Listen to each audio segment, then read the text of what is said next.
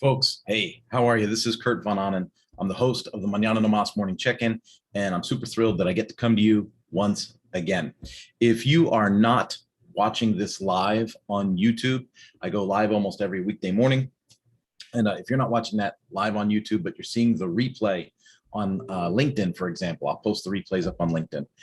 If you're not following on the YouTube channel, please, please, please pause right now, and open it up in YouTube, and then, hit the subscribe, hit the bell.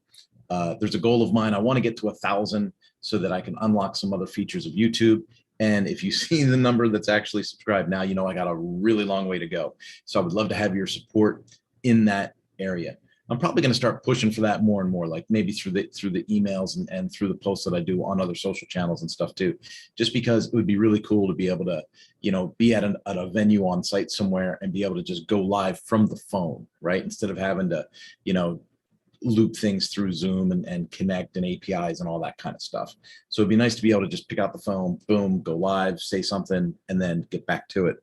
When I start visiting actual venues and giving like on-site information about things I might see that cause instant efficiencies or inefficiencies in the workplace, those are things that are going to be like real-time moments that are going to be kind of value add and important to get out right away and important to see.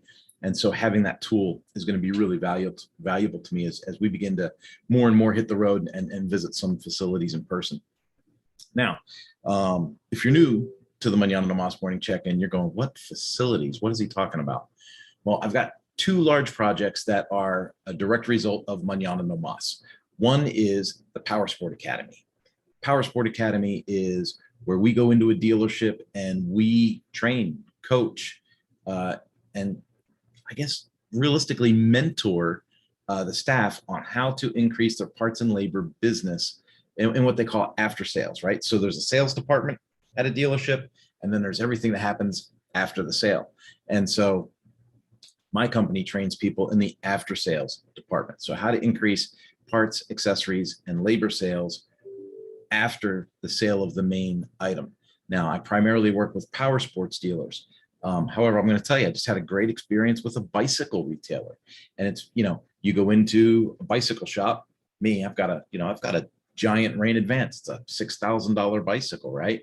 And I know that sounds crazy to people that aren't into bikes, but you take it in there and they kind of, they look it over and you talk about what you want to get done. And then they say, okay, we'll call you in a couple of weeks. Well, that lack of process that they exhibited was actually an opportunity for them to lose revenue. And so, by pointing that out to management, we're able to take a look then and go, okay, these are the things that I can add, to your staff training that's going to drive customer relationships and in turn drive demand, then in turn add efficiencies and productivities to your service department, and create revenue, right? Because revenue is a side effect of doing things the right way.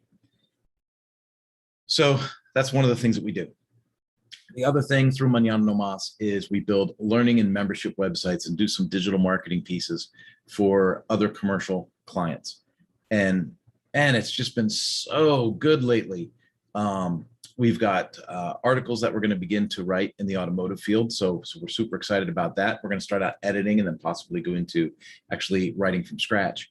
And so that's fun because that takes that knowledge base, all those decades of automotive service experience and power sport service experience and aviation service experience, get to be able to put that into practice and begin to publish works that will help people down the road. So super excited about that. Got a website that's coming out in San Francisco soon. We have that website 70% done, and it's going to be so cool to launch that thing in the next couple of weeks and let people know what I've been working on for a few months. And I think it's going to be a portfolio piece. It's not, a template with some changes. This was a custom build using Elementor and WordPress and Lifter LMS and Groundhog for a CRM tool. And it's just one of those pieces where everything had to come together and tie together and work so that the end user, so the customer, that the person that's being trained can get in there and say, man, I really like this course. I want to buy a notebook with this image on it. I want to, and all of it works. There's a store, e-commerce, subscriptions, everything goes through this website. and it's a really, really cool product. So looking forward to getting that nailed down and done. And then, of course, we've got a couple of other projects in the hopper as well. So I wanted to kind of talk to you about yesterday. So when I first signed on for the live today, I was like, is it bragging or is it just one of those things? It's one of those things. So I have a younger person that reached out to me last week and said, hey, Kurt, I got this new opportunity, but I need to pass a physical test for it. And I want to start working out. Can you work out with me tonight? And I said, dude, bad call. And I'll just tell you guys, it's a bad call. I already got dinner on the table and I got a glass of wine going. Probably shouldn't be drinking wine and then heading to the gym. So, let's do this another time. So he waits like a week and he's like, hey, can you go to the gym tonight at 9:45 or the gym tomorrow at 9:45? I'm like, sure. Okay. So that was Sunday night. Monday, I woke up at 5 o'clock in the morning and I went mountain biking. So I met my friend Ken, still fresh, Nagata, and we went mountain biking. We had a great time. We did 7 miles in Santiago Oaks, 1,500 or 2,000 feet of climb. It's just really, really good exercise. And I had just gotten the mountain bike back on Saturday. So to ride it on Monday, I was super excited because the bike rode like a new bike again. The whole drive line had been rebuilt. Front forks had been rebuilt. The everything, the new shift cable, everything was crisp and clean. And it just was great to ride it. And so I went out and did 7.5 miles there. Right. Then my son is in the Boy Scouts. And last night was the troops hike. They went up Skyline Mountain and back down. So I hiked up a mountain yesterday at 6:30 at night. So we hiked up there, and I think it was 7 miles that we hiked, and I guess 1,500 feet of climb. At one point, you're almost like walking up a set of stairs for like a quarter or a half a mile, just going up a set of stairs. I mean, it's just obviously it's on a hill, right? So sometimes you got foot indents, and sometimes you don't. But walked up there with the kids, young men, right? They're scouts. And, kind of had like a little meeting and then came back down. And then I went home, cleaned up, but, I had already promised I was going to meet somebody at the gym at 9:45. So, which is past my bedtime. So, I met him at the gym and I said, man, I'm getting ready for the third workout of the day, and I got work done yesterday too. Right. And so he looks at me and he goes, third workout of the day. I said, yeah, I went mountain biking at 5 o'clock in the morning and I went on the hike with the scouts, and he's from the scouts, so he knows. And he goes, you did the hike? And I said, yeah. He goes, dude, are you sure you want to do this? Now, I'm going to say it again. I'm 53 years old, right? He goes, are you sure you want to do this? And I thought of that line that I told myself every Spartan race, every warrior dash, every century ride where 80 miles comes up on the odometer and I'm just wasted. And I'm like, how am I going to finish this next 20 miles? Why in the world did I sign up for this? This was stupid, right? And my self-talk in those moments is, Kurt, get over it. You can do anything for a short time. Long-term gains are going to be worth it. You can do anything for a short time. There are times when I'm doing stuff for work and I'm thinking, copy, paste. I'm a creative. So when it's copy, paste time, that gets a little monotonous, right? So I'm like, this is driving me nuts. Here's the deal. Get over it. You can do anything for a short time. Now I'm going to blow your minds a little bit. I'm a man of faith. I believe that my being lasts for eternity. And my space here on earth is this much in eternity. What does that mean? It means I can get over it. I can do anything for a short amount of time, right? I want to make the best of things while I'm here. I want to provide for my family the best that I can while I'm here. I want to add value to as many people and grow as many positive relationships as I can while I'm here, right? But I can do anything. I can overcome anything for a short amount of time. And if you get your mind space in the idea that it's all just a short amount of time, well, then you find ways to overcome obstacles and find opportunities. You find ways to look up at a cloud and go, there's that silver lining, right?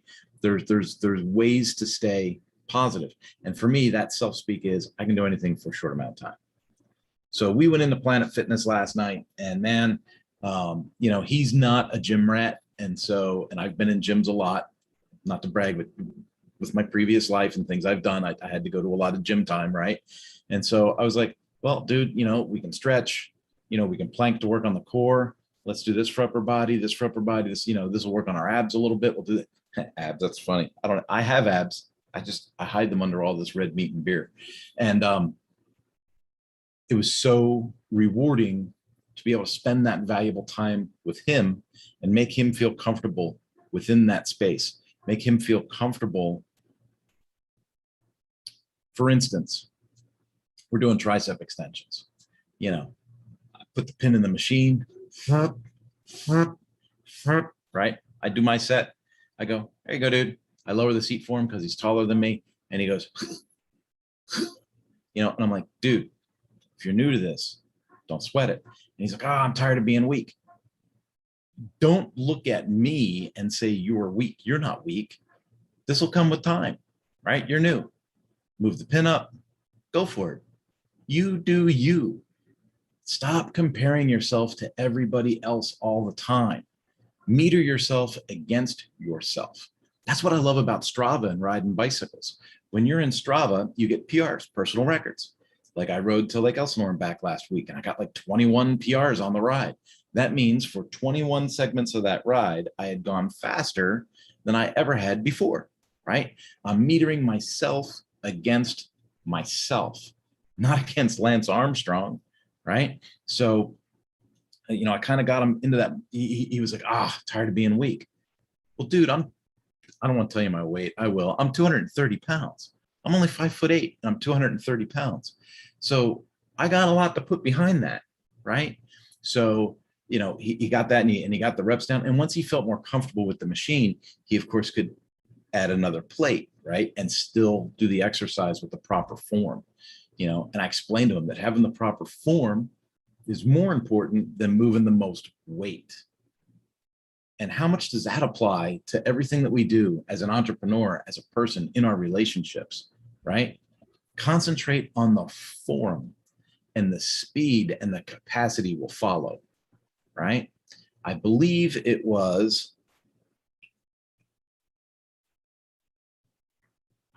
Wayne Rainey. It was Wayne Rainey's mentor.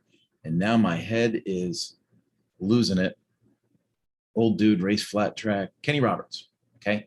So I believe it was Kenny Roberts who was quoted as saying, you have to learn to go slow in order to go fast. Talking about racing motorcycles. You got to get good at going slow before you can go fast. It builds muscle memory, mental memory, it builds confidence, all of that stuff steamrolls. And that leads you right into what some of our course content is about, with the goal setting and key performance indicators and mindset, right? And having a disciplined mind and making things happen. Remember, the next time you're in a pinch, the next time you're thinking to yourself, man, I got in over my head, or man, I'm never going to finish this spreadsheet, or,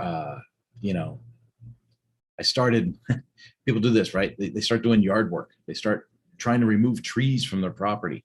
You ever pull a tree stump? That's hard work, right? And so you trim some limbs and you start working on the trunk, and you get down and you start working on the roots, and you're like, oh my goodness, I'm in over my head. This was stupid. Why am I doing this? Should have hired somebody. This is BS. And you start giving yourself negative talk. And what you need to do is say, you know what? There was a giant tree here just a few minutes ago, right? Everything's short, right? Just a short time ago, there was a full tree here. And all I got to do is get this out of the ground. I can do anything for a short amount of time. This too shall pass, right? That's one of those French sayings, right? This too shall pass. And you just focus on it, you get it done, move on to the next thing. Folks, that's all I got for you today.